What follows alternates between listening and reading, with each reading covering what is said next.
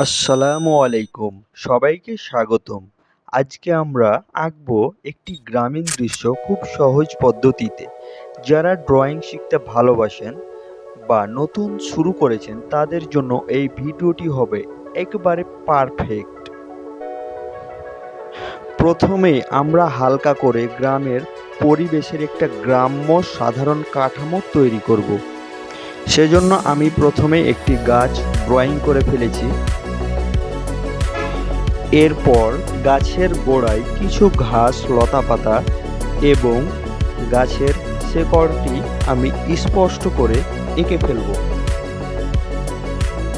এইবার দৃশ্যের I level ঠিক রাখার জন্যে আমি লম্বা একটি দাগ দিয়ে দেব। তারপর একটি কাঁচা রাস্তা অঙ্কন করব। এইবার আরেকটি লম্বা দাগ অঙ্কন করে ফেলব, যেন নদীর দুই পাশটি স্পষ্ট বোঝা যায়। এখন কিছু গাছের পাতা এমনভাবে অঙ্কন করব যেন দূর থেকে বোঝা যায় সেগুলো অনেক দূরের গ্রামের কিছু গাছ। তারপর আমি দুইটি বাড়ি অঙ্কন করব।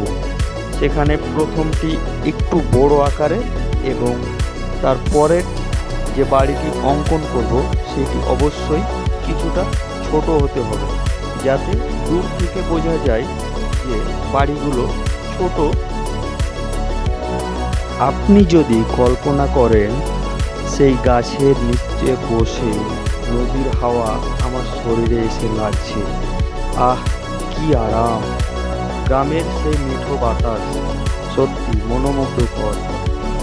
আমি সেই অন্তরস্থল থেকে এই ধরনের অনুভূতিটাই এই চিত্র অঙ্কনের মাধ্যমে ফুটিয়ে তোলার চেষ্টা করেছি।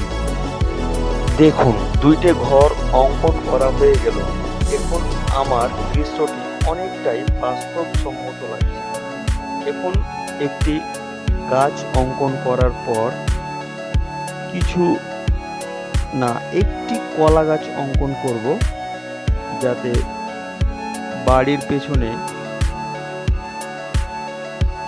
এই কলা গাছটি অনেকটাই সুন্দর দেখায়। প্রতিটি গ্রামে প্রায় বাড়ির ছাদে বা বাড়ির আশেপাশে এই রকম কলা গাছ থাকে। কলা গাছ অঙ্কন করা হয়ে গেলে কিছু ঘাস লতা পাতা অঙ্কন করে আমি আমার এই দৃশ্যটি আঁকা শেষ করব।